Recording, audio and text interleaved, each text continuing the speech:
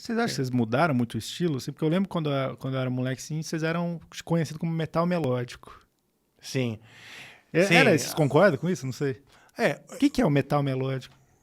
Cara, o metal melódico, basicamente o metal com melodias. Porque o metal ele pode ser mais gutural, que não tem tanta melodia, certo? Na hora que você começa a falar assim, tem uma parte do público de heavy metal que prefere um heavy metal com melodia do que esse gutural com melodias mais, vamos dizer, abstratas. Né? Tem melodia, mas são um pouco mais abstratas, com ruído, né? É ruído. Então a gente vai nesse outro tronco. Dentro do heavy metal tem esse tronco do gutural e do melódico, e o Angra é isso.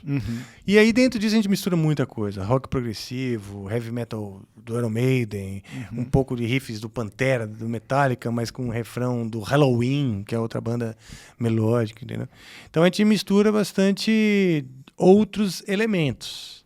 Então e várias bandas que a gente chama de metal melódico, né?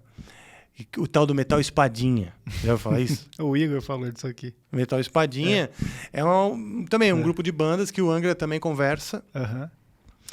De temas heróicos, Idade Média, eu sou um heróico, a minha espada, vou vencer Blind Guardian. Blind Guardian, entendeu? Também metal meio espadinha. E o Angra estaria na mesma prateleira numa loja de CD. Sim. Se ainda existissem lojas de CD. Tá na mesma playlist ali. Na mesma playlist. Na mesma playlist de muita gente. Então, cara, é isso, né? Mas sim, nós mudamos muito desde o começo. Mas o pensamento não mudou. O que mudou foram as pessoas mesmo. Mudaram as pessoas, então não tem como você continuar igual. E assim, Seria uma falsidade, né? Porque eu teria que pegar uma pessoa para imitar esse, uma outra pessoa para imitar aquele, e aí a gente ser uma cópia do que eu fui. E assim, 30 anos, é óbvio que você vai mudar. Mas assim, eu pergunto isso assim, quando eu era moleque, eu lembro que tinha no rock era tudo muito dividido. Tipo assim, tem 200 estilos, e uma pessoa que gosta desse estilo não gosta desse estilo. E hoje em dia meio que foda-se, né? Assim, ninguém tá nem aí pra isso também. Desculpa, eu perdi a explicação. Não, tipo assim, quando eu era moleque, assim, tipo, sei lá, metal melódico, quem gostava de metal melódico já não gostava de thrash metal, por exemplo. Sim, entendeu? sim. E daí, tipo, são vários mega mini estilos, assim, que não se conversavam. Isso é uma coisa que, na minha teoria, é o que enfraqueceu o heavy metal. O heavy metal dos anos 80 era um negócio enorme. Foi assim, o boom do Iron Maiden, entendeu?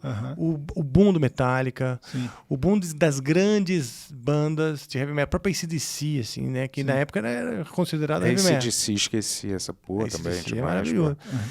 É uma banda também que teve uma ascensão meteórica nos anos 80, o próprio Van Halen, não é? Tudo fazia parte de um bojo que a gente chamava de heavy metal, né? O Kiss estava nesse bojo heavy metal. O Uriah Heep, num determinado momento, era progressivo, mas flertou com o heavy metal. E aí, vários estilos e bandas caíram nesse novo termo, que é o heavy metal, né? Só que daí começou a se segmentar pra caralho, mais extremo, não é extremo, é melódico, não é melódico. Aí veio o power, disseram que o Iron Maiden era power metal, né? Eu lembro numa época que falava que o Metallica e o Iron Maiden era power metal. Só que o Metallica virou thrash metal. Mas o que é power metal? Puta, então, no fim das contas, o Iron Maiden, essas bandas de heavy metal dos 80 também definiram estilos importantes que dali, nessa árvore, né? Na árvore do rock, né? Tem um momento que é o heavy metal e tal, aí tem o mais extremo e o mais melódico. Nessa árvore tem o som cada uma dessas bandas, o Metallica, dessa fase, virou um monte de outras bandas que vieram depois. Então o Iron Maiden criou o power metal do empoderamento. E o termo veio depois do disco Power Slave, que é o disco do Iron Maiden, com temas do Egito e tal, e essa coisa do empoderamento. E uma coisa que, né, então você se sente empoderado quando você ouve aquilo e tal, você se sente capaz, e aí você é fã daquela banda, né? Essas são as bandas prediletas dos skinheads, né? Ele quer só falar, ele quer só pescar alguma coisa. Não, mas desculpa, vai ser. Mas sei lá, eu não conheço tão bem os skinheads pra saber se eles lá no fundo ouvem Iron Maiden, né? Só complemento, mas era isso que eu tava dizendo, assim, tipo, porque vocês mudaram o estilo várias vezes, eu imagino que o público que vocês tinham era meio chato com essa mudança de estilos, né? Sim, sim. E assim, isso hoje acontece. em dia eu acho que isso não importa mais tanto. Ou eu tô errado? Cara, hoje em dia, o público que acompanha a banda, né? Porque hoje a banda tem dois grandes pilares, vai. A nostalgia e a inovação, certo? A nostalgia é nostalgia. Então, toda vez que eu relançar um álbum, que a gente celebrar um álbum, aniversário daquele álbum, a gente fizer coisas que mostram respeito com o passado, a gente vai, então, alegrar esse pilar do público que é o mais nostálgico. E tem o da inovação, aquele público que ainda quer ver a novidade que o Angra tem para trazer, certo?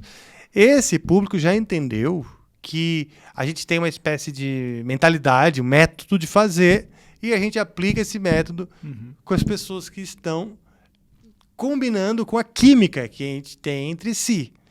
Então, hoje o que a gente faz é, a gente pega, algumas receitas, né?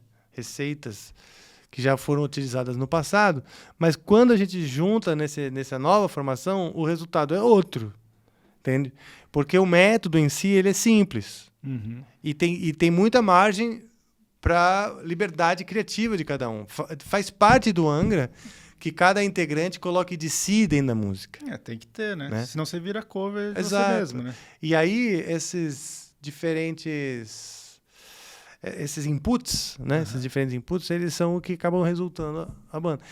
Então, essa parte do público que gosta, que simpatiza com o que nós somos hoje, né? E tal, ama o que a gente está fazendo. E então é para eles que a gente faz. E para os mais nostálgicos, a gente sempre relembra coisas e tal. E é isso. Não tem. E eu sempre falo, olha, cara, não tem como voltar no tempo. Você tá muito apegado ao passado. Você tem os CDs, você tem o álbum, tá tudo documentado lá para você ouvir. Né? Você tem um disco favorito do Angra? Tenho 2. Tenho 3, vai. Tenho 3. Difícil, né? É o Holy Land, o Temple of Shadows e o Omni. O último. Eu acho que esses 3 álbuns, eles explicam o que foi esses 30 anos de história. Entendeu? Porque alguns fãs, eles podem falar, não, pra mim, deixou de existir em tal ano. Pra mim, não, eu ainda tô na banda. Entendeu? Pra mim, não. Eu respeito que o cara deixou de existir, ou essa parte eu quero esquecer da história da banda. Bom, eu tô desde o começo e todas elas, pra mim, são fases da banda. E essa trinca, ela mostra esses 30 anos, assim, que não foi... E, assim, um bem diferente do outro, um triângulo, assim, se você botar num triângulo, é uma complexidade musical de ser estudada. Pô, maneiro. Mesmo. E eu não tô falando por mim, não. Tô falando por todos os grandes parceiros que eu tive na banda também, né? Uau! Nossa! Eu tava assistindo um corte aqui. Você também tava vendo? Se você quiser ver mais cortes como esse, se inscreve aí no nosso canal de cortes. Porque senão me disseram aqui que vão sequestrar o Bento Ribeiro. Peraí, eu?